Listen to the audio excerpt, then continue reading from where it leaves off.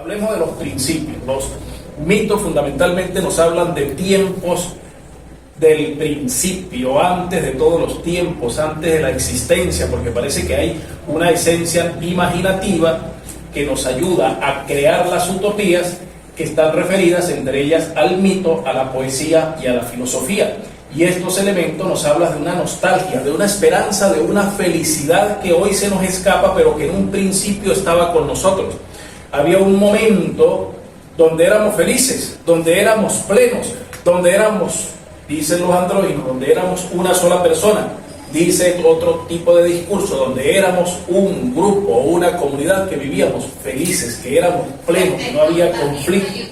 Esta nostalgia, esta esperanza y esta felicidad, pues, se puede apreciar en estas dos ramas. Hay una narrativa individualista, de donde vienen todas estas ideas del andrógino, especialmente la figura traída a partir del discurso griego, pero hay otras narrativas comunitarias de plenitud, que es hacia donde yo quiero hacer el recorrido que les propongo el día de hoy, para tratar de entender de que hay otros discursos también que tienen referencias a la idea de plenitud distintas vamos a llamarlo, a un discurso que de una u otra manera ha sido hegemónico en nuestra cultura occidental. Bueno, los mitos del principio nos hablan fundamentalmente de que hubo una felicidad primigenia y nos habla de la Edad de Oro. Esta Edad de Oro, cantada por los poetas, que fue desapareciendo, era una época pasada que se imagina también como una convivencia dichosa. No necesariamente como que existían personas plenas, sino que también hay edades de oro que nos hablan de una convivencia. Todos éramos felices, todos éramos dichosos, vivíamos bien, vivíamos felices, nuestros problemas se solucionaban. De hecho, pues, era prácticamente una vivencia parecida, pero de tipo comunitario, otro tipo de característica que tiene la Edad de Oro. La Edad de Oro va a pervivir dentro de la literatura, la filosofía y los mitos en lo que se han llamado los lugares deleitosos. ¿Qué son los lugares deleitosos? Son como espacios que en los constructos religiosos, literarios y filosóficos se van construyendo como espacios especiales donde se puede lograr algo de esa felicidad perdida. Podríamos llamarlo así como las ideas paradisíacas, pero más que idea paradisíaca vamos a hablar de sitios deleitosos. Y estos sitios deleitosos se podía llegar, se podía accesar a ellos, había un tipo de experiencia de estos tipos de vivencia deleitosa comunitaria, especialmente en tres momentos. En las religiones mistéricas. Todas las religiones mistéricas proponían la salvación, no la salvación, sino lo que llamamos la idea de salvación en conjunto. Igualmente las saturnales, donde las saturnales buscaban la desaparición de diferencias, no habían ricos ni habían pobres, todos llegamos durante las fiestas de las saturnales a arañar esa felicidad primigenia de la Edad de Oro, donde no habían ricos, pobres, hombres, mujeres, feos, bonitos, sino todos éramos uno alrededor de la fiesta de Saturno. Y todas ellas pues proponían el retorno precisamente a este estado natural.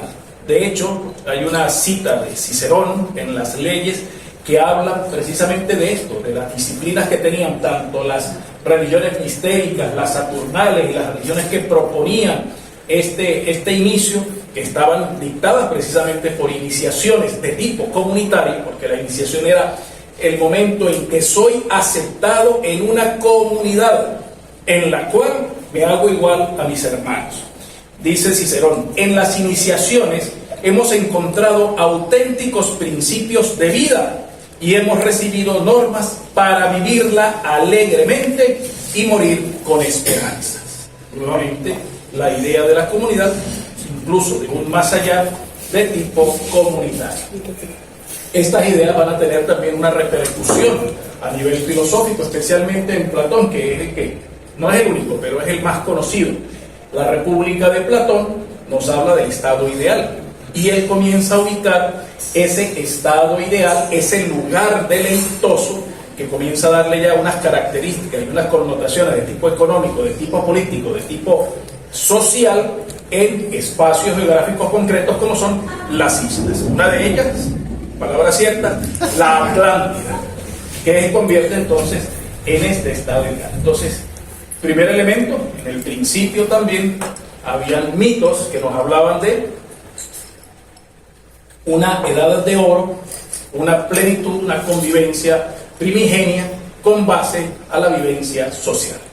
Otra idea también que nos va a apuntar hacia este elemento, donde lo comunitario va a formar parte de estas ideas utópicas de plenitud, paralelas, metáforas, digo yo, de lo que ha sido la plenitud del andrógino mítico fundamental, la idea del paraíso perdido.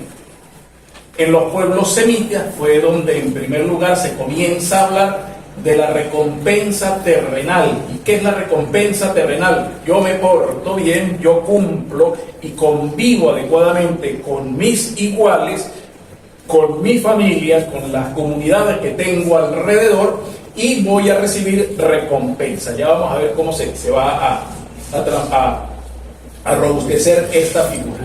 Y esa recompensa terrenal se da, entre otras cosas, en una buena vida, y esa buena vida se da dentro de la sencillez de la vida pastoril. Es decir, yo vivo como pastor, vivo con mi comunidad familiar, que eran comunidades extensas. Estamos hablando de los patriarcados, de un patriarca que tenía una familia sumamente extensa, dedicada a una actividad agrícola, que huían precisamente de otro elemento, la corrupción que existía en las ciudades, donde se planteaban ya elementos propios de lo que será un pensamiento individualista. ¿Cuál es la corrupción de las ciudades? El olvido de mi familia. ¿Cuál es el quedarme en la vida pastoril? La recompensa por una vida tranquila, una vida sin conflictos. Bueno, una de estas ideas comienza a darse cuando, y esto lo recoge las escrituras del Antiguo Testamento, y los libros que de una u otra manera, los apócrifos del Antiguo Testamento, cuando se comienza a gestar la idea de pueblo sagrado. Dentro de un pueblo semítico hay un pueblo que se consideró pueblo elegido por Dios, que es un pueblo que debería convertirse en el paradigma del comportamiento de los demás pueblos, precisamente porque ha hecho una alianza con Dios, y esa alianza lo lleva a buscar formas de construir con una convivencia de ellos como pueblo elegido. Se da una alianza, una normativa de convivencia. Esa alianza va a sufrir muchas repercusiones, muchas transformaciones. Una de estas transformaciones lo lleva a construir el reinado, a entender una monarquía con un rey que precisamente se configura en la metáfora de Dios, y que posteriormente las distintas apostasías o las desviaciones en torno a esta alianza, a ese Dios que me da un rey para seguirlo, que es el que me va a ordenar la vida, que me va a ordenar la vida comunitaria, cuando yo rompo esa alianza, cuando yo hago apostasía de esa alianza, entonces se pone bravo Dios, y entonces nos rompe la convivencia como pueblo, y vienen los otros pueblos y nos atropellan. Así es más o menos. Y todo esto está recogido en la literatura profética, la literatura apocalíptica, porque ¿qué hace el profeta? Reclamar. Ustedes han roto la alianza con Dios, por eso Dios castiga a ese pueblo y ustedes no son felices como pueblo.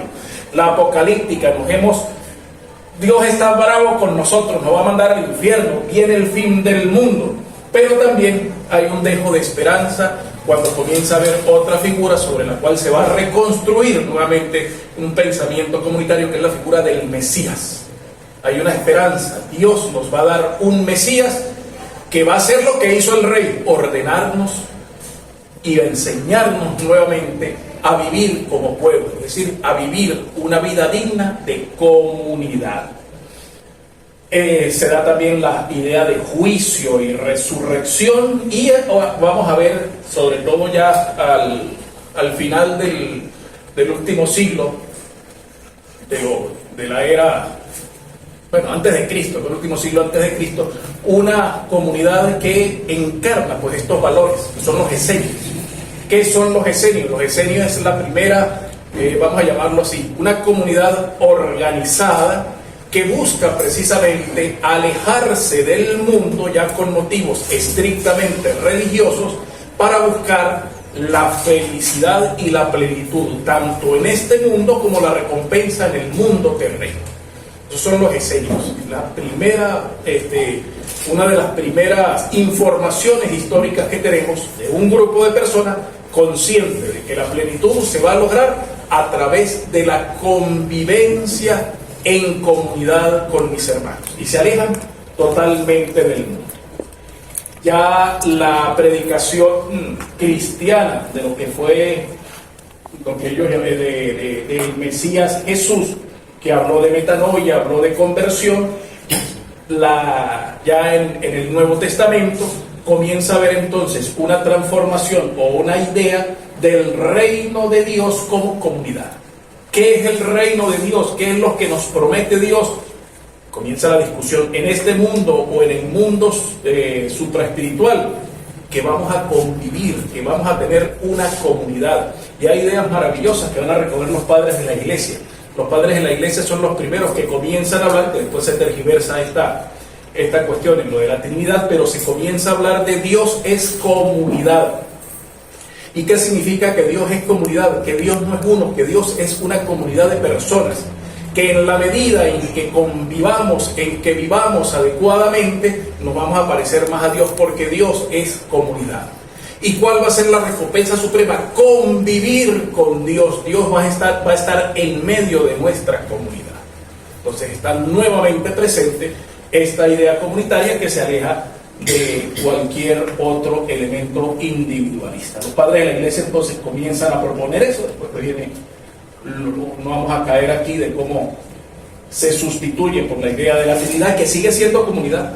La idea trinitaria tiene en el fondo todavía un elemento comunitario. Y lo que fue la experiencia de los esenios, vamos a llamarlo, se va a cristianizar con lo que se llama la idea del monacato cristiano, que tiene también un proceso de, vamos a llamarlo, de evolución o de transformación, que lo hace alejar de un primer momento de ideas influenciadas por otras tendencias del cercano y el mediano oriente que tienden hacia el individualismo, como el budismo y otras religiones de esta época, que buscaban era la salvación, en este caso individual, a través del alejamiento del mundo. Y es cuando nace la primera experiencia del monacato cristiano, que eran los ermitaños, en este caso cristianos que no querían saber nada del mundo, porque influenciados por ideas gnósticas especialmente, suponían el pecado está en la carne y yo tengo que salvarme solo liberando mi propio espíritu, y vivían en ermitas totalmente alejados. Luego, la influencia de estas ideas los hace llegar, sí, está bien, vamos a vivir separados pero juntos. ¿Qué significa vivir separados pero juntos? Se forma entonces una segunda experiencia que se llamó los anacoretas. La experiencia anacoreta eran ermitaños que vivían cercanos y que comenzaron a realizar vida en comunidad en algunos momentos. ¿Para qué se reunían ellos? Para comer, para partir el pan, para la Eucaristía, y para auxiliarse cuando uno de ellos tuviera problemas. Y después, pues, para buscar la forma de sobrevivir, de la sobrevivencia natural, cómo nos ponemos de acuerdo para comer, cómo nos repartimos las cuestiones. Y posteriormente esto se va a convertir en lo que es el cenobismo o los cenobistas, que es ya la reforma conventual, cuando estas personas pues agarran lo que es ya propiamente el monacato. Son monjes, hombres, mujeres, que viven ya en una casa, ¿verdad?, destinados precisamente a vivir en comunidad. Hay una distribución comunitaria de bienes, una distribución del trabajo, unas responsabilidades que se cumplen, todo partiendo del hecho de que esta vida en comunidad que tenemos en el cenobio o en el convento es el reflejo de cómo es la vida en el reino de los cielos, es decir, conviviendo con el mismo Dios. Las ideas heréticas, que son muy interesantes, nos vamos a detener, tienen también cosas muy curiosas sobre cómo ellos se imaginaban la convivencia, que van desde una convivencia prácticamente de hombres muy virtuosos hasta una convivencia de grandes pecadores que pecan para que Dios haga su ejercicio de salvarnos constantemente. Pero siempre todo esto se hace en comunidad. Sigue presente la idea antigua de la plenitud como comunidad. Las lenguas vulgares, ¿verdad?, van a voltear hacia las clases populares el legado de la antigüedad y la palabra de Dios. Esto que estamos describiendo fundamentalmente estaba muy reservado a elementos de personas que tenían acceso al conocimiento de lo que era la escritura, la palabra de Dios, los elementos de la predicación cristiana. Pero cuando la Biblia y todos los elementos cristianos son vaciados en lenguas vulgares, gente que no había leído la Biblia comienza a leerla y ya va, pero esto no es así como nos están diciendo, o yo pienso que debería ser así. Y comienza entonces a haber movimientos que a partir de las lecturas de esos libros sagrados que antes lo escuchaban solamente en misa, traducidos por un sacerdote, muchas veces mal hecho, ellos comenzaron entonces a darse cuenta de que ya va. Aquí nos están hablando de que la convivencia tiene que ser comunitaria, pero esta convivencia comunitaria hace de que no pueden existir privilegios entre hermanos.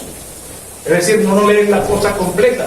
Y comienza un proceso que hacen lo que después eran las órdenes mendicantes, que comienzan a hablar contra los privilegios y comienzan a hablar de la iglesia de los pobres.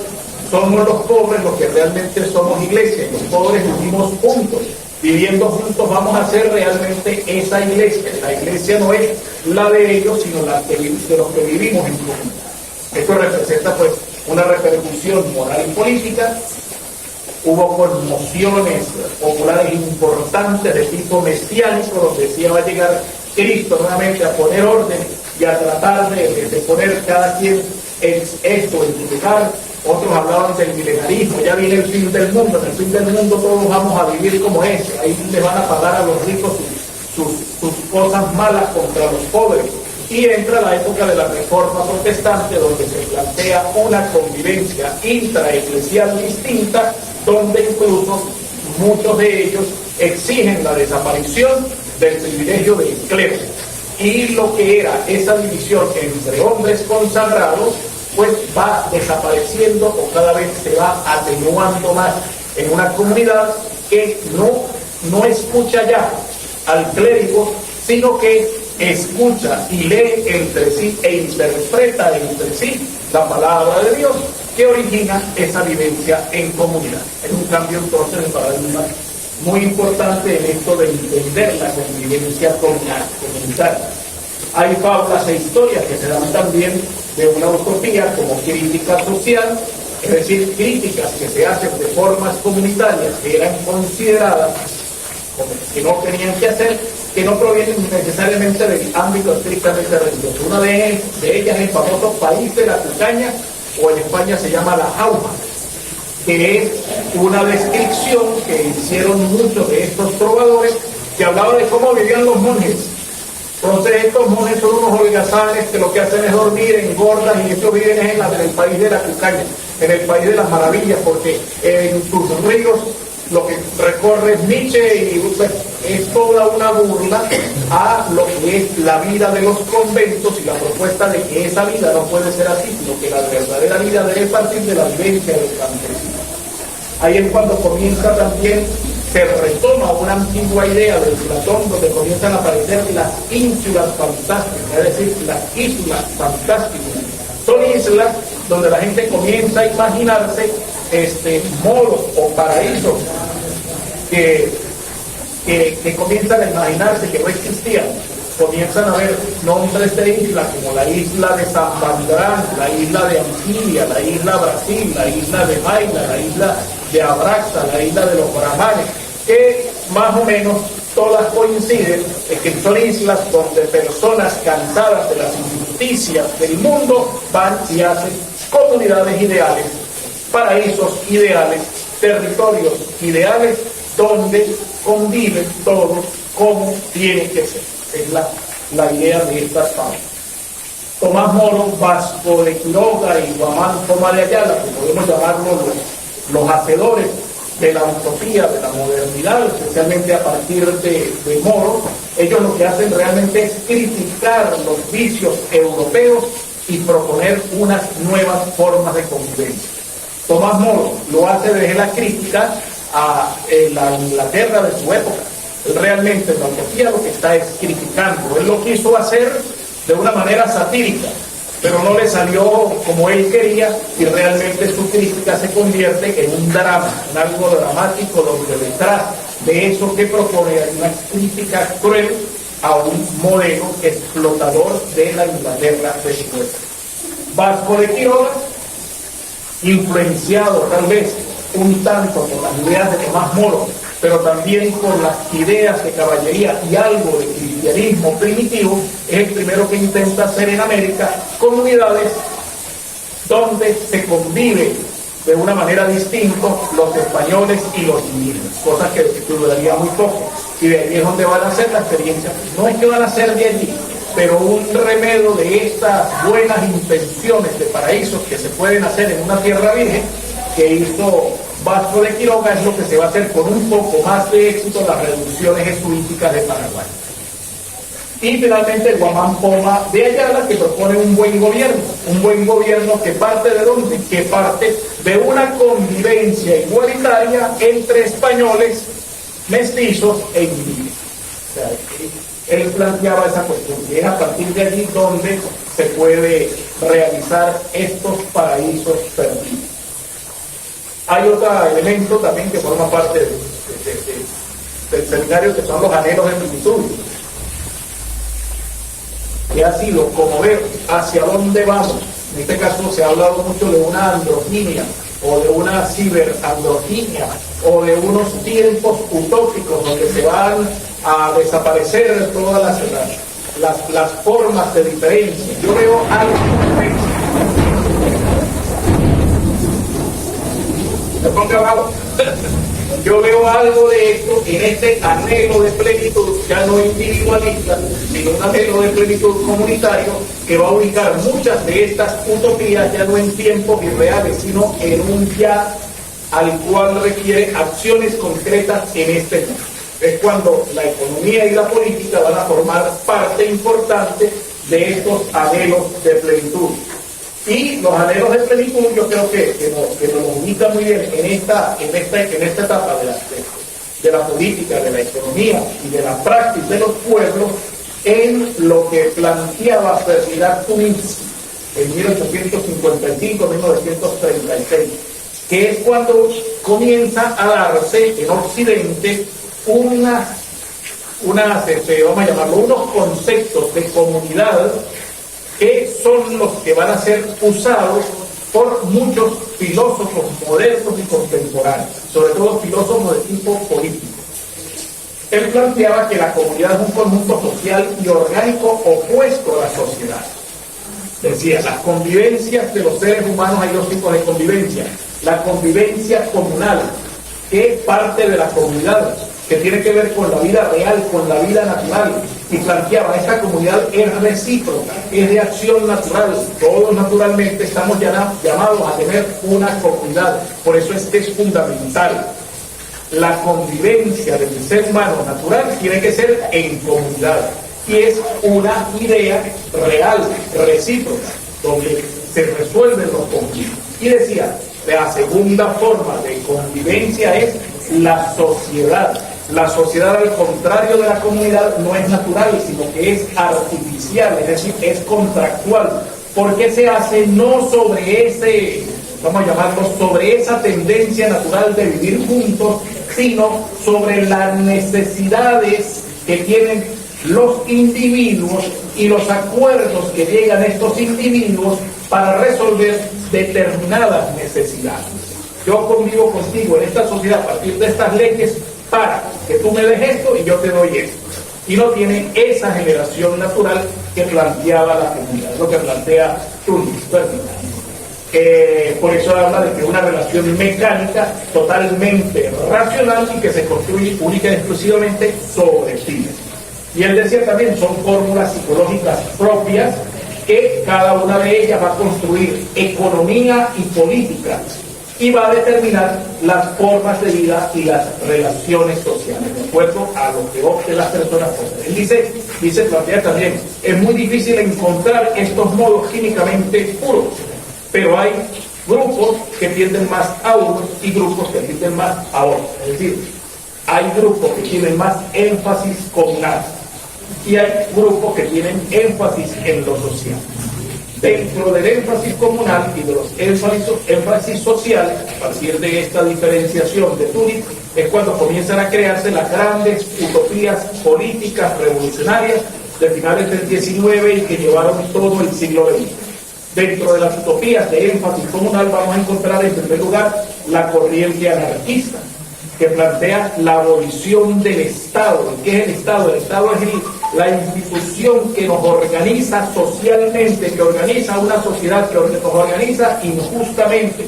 Debemos, decía el anarquismo, abolir el Estado, volver a un tipo de vida comunal donde sean las comunidades autónomas libres de imposiciones autoritarias, donde el individuo desarrolle su vida.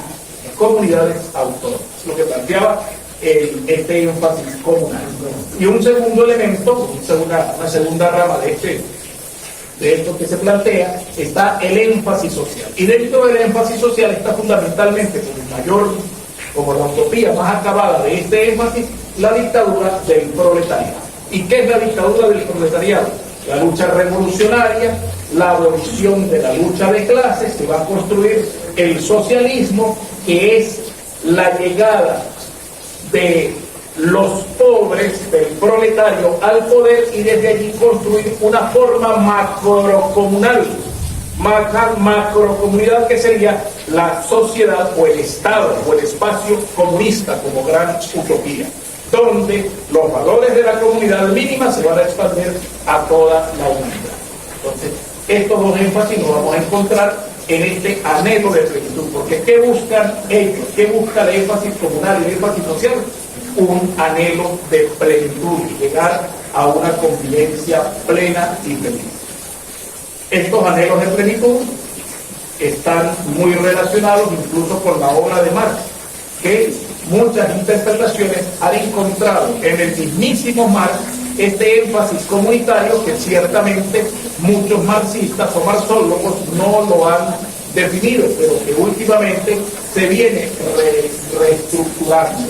Marx reconoce en primer lugar al capitalismo como individualista y anticomunitario.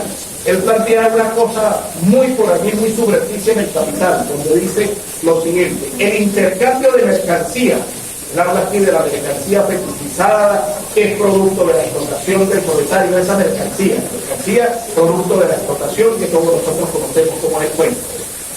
El intercambio de la mercancía comienza donde terminan las identidades comunitarias, es decir, la mercancía, la fetichización, la explotación va en contra de una vivencia comunitaria. Lo estaba planteando en el Capital.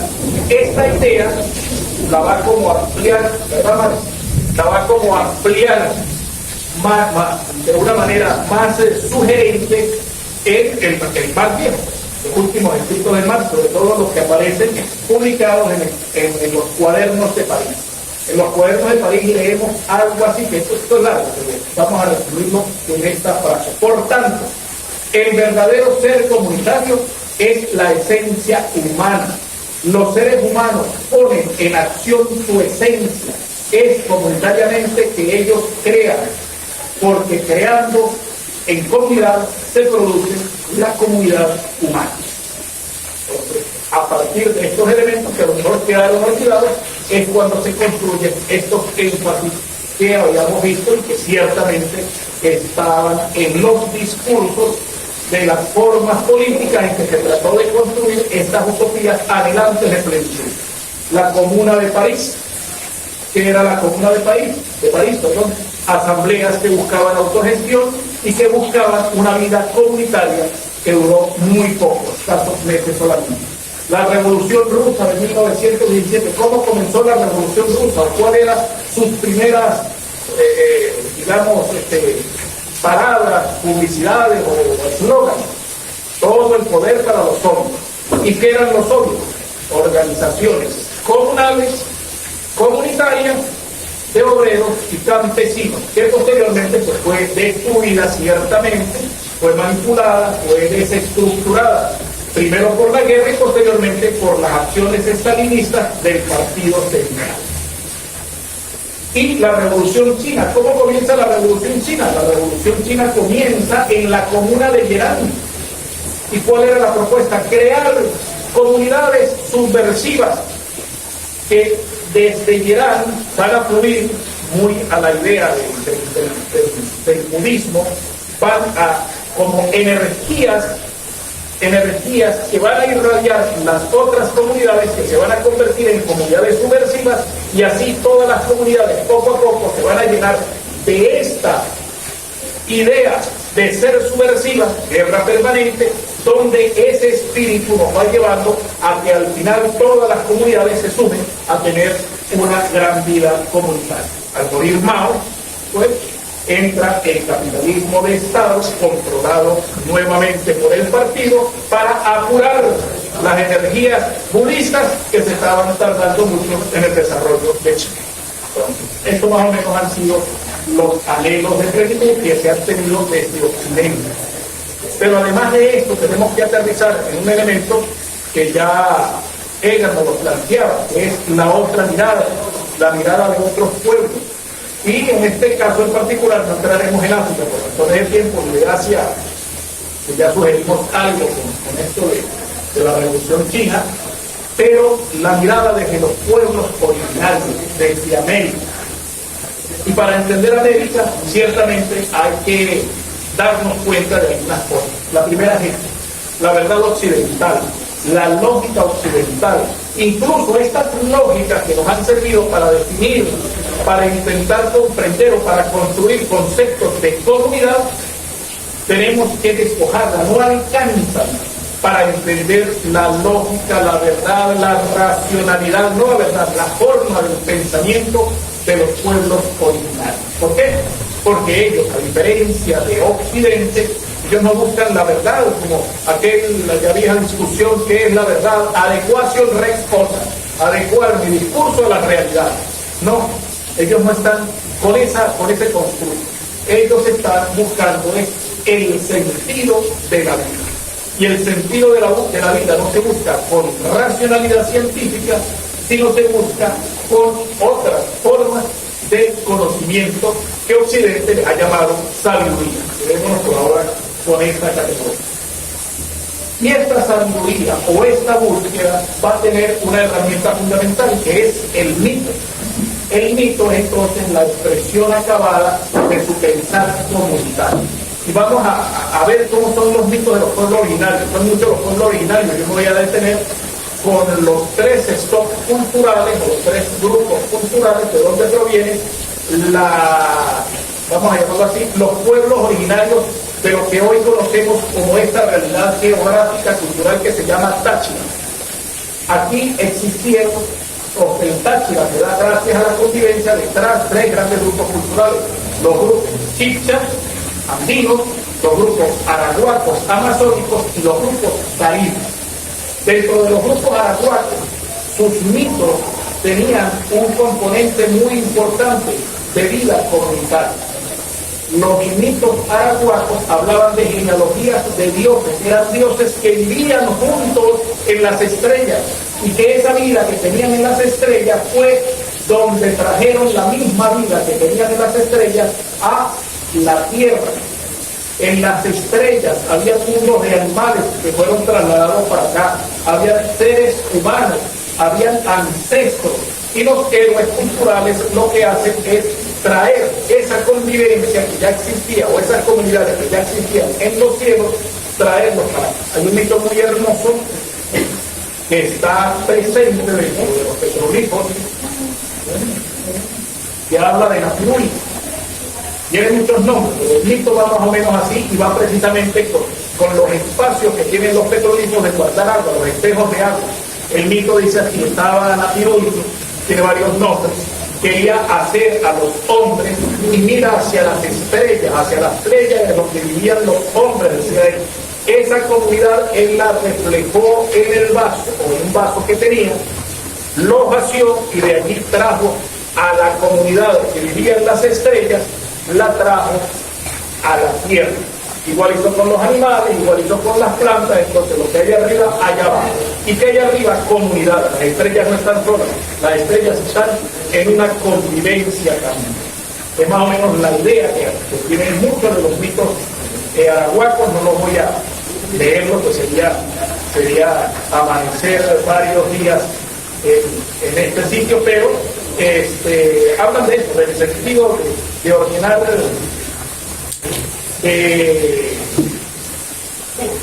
de trasladar la vida de la comunidad desde las Pléyades hasta las comunidades. Hay mitos como el de Matzaulé, que roba, incluso los héroes culturales son héroes porque roban a la comunidad de los dioses de los otros mundos elementos que necesitan. Hay un mito muy bonito de Maestrazhuel, que roba a el Samuro de dos cabezas, Kazana Pudoven, el maíz, y con ese maíz él va a repartir el maíz a la gente que andaba sin saber qué hacer, y a cada grupo le dio un maicito para que alrededor del maíz comenzaran a hacer vida en comunidad.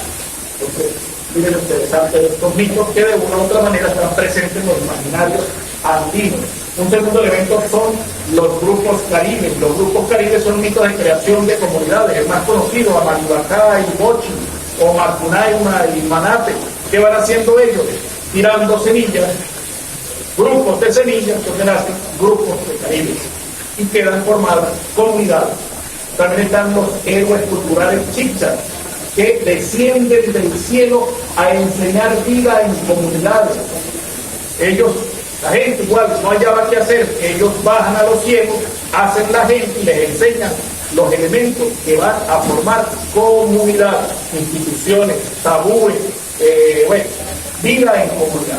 Y la otra cosa interesante de estos mitos es que ellos, cuando llega el hombre malo, cuando llega el hombre blanco, esconden esas comunidades primigenias en las lagunas. Por eso es que en nuestras lagunas nos asomamos y vemos gente viviendo. Es la gente que los dioses quiso proteger, llevando sus comunidades al fondo de las lagunas. Es la ejecución del mismo mito que tiene estos orígenes comunitarios muy interesantes.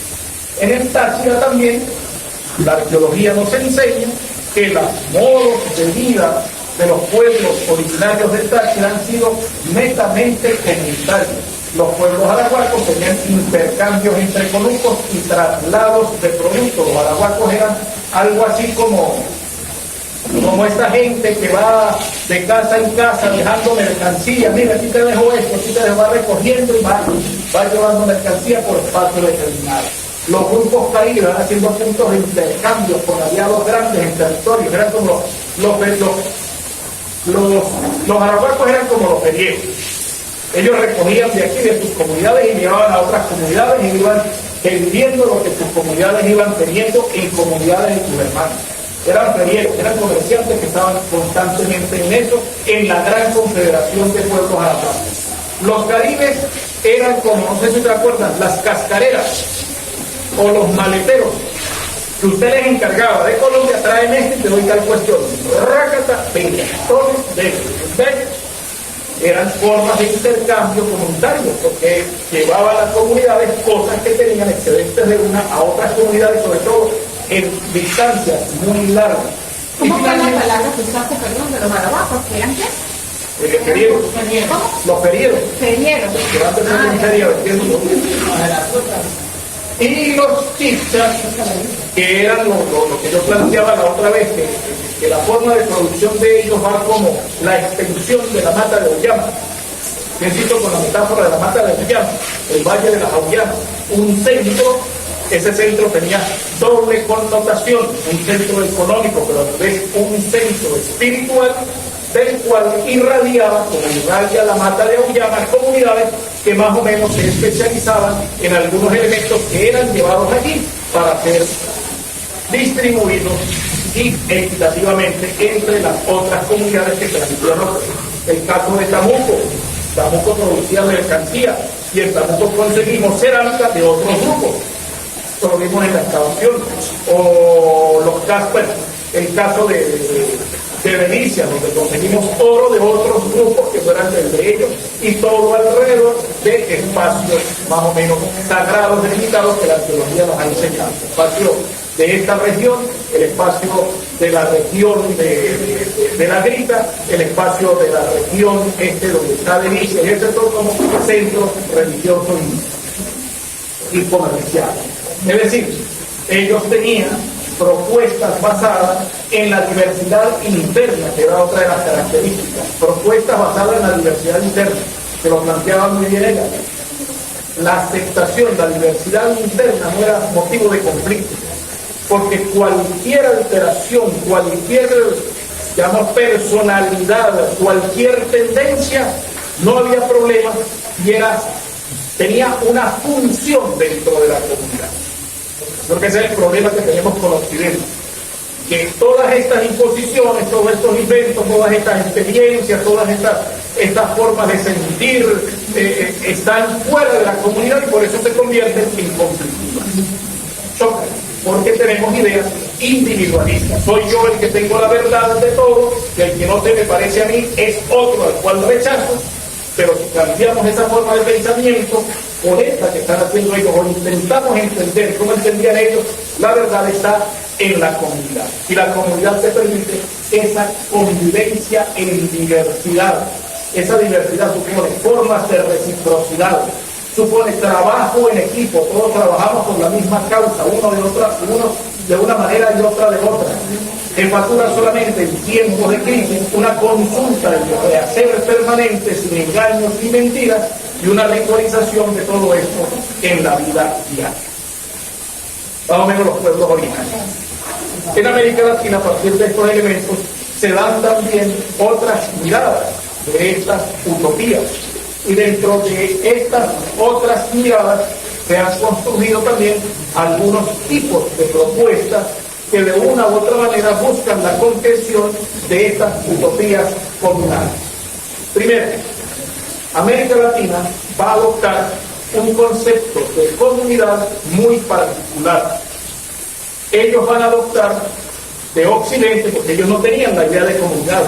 Esa categoría, comunidad, no tenían, porque era tan natural la convivencia comunitaria que ellos no tenían ese elemento, tenían solamente, ni siquiera tenían el ostracismo, porque el ostracismo griego, que era sacarlos a ellos, era un castigo dentro de la comunidad que era sumamente más doloroso que el ignorante que estaba aquí dentro de la comunidad, invisibilizarlo totalmente. Esa era una de las formas de castigo.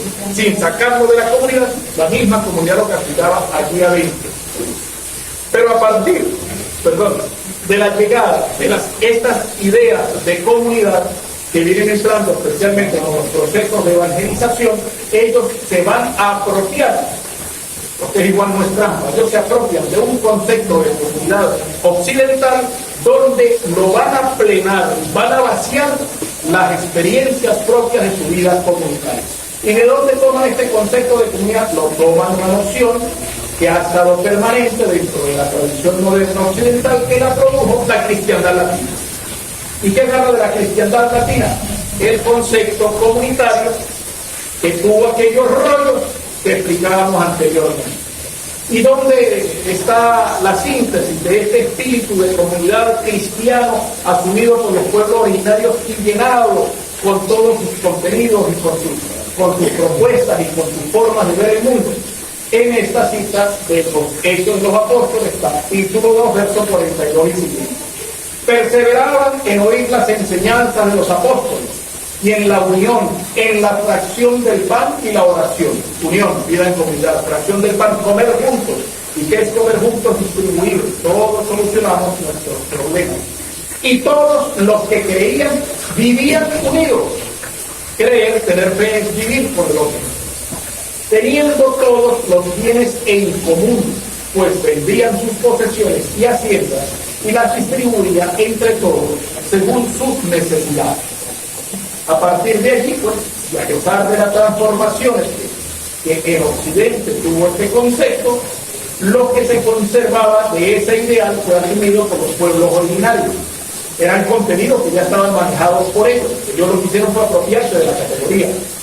porque había una autoconciencia y autorresponsabilidad ante una comunidad de vida. Es decir, somos responsables de que la vida prosiga y esta vida prosigue única y exclusivamente con esta convivencia en comunidad.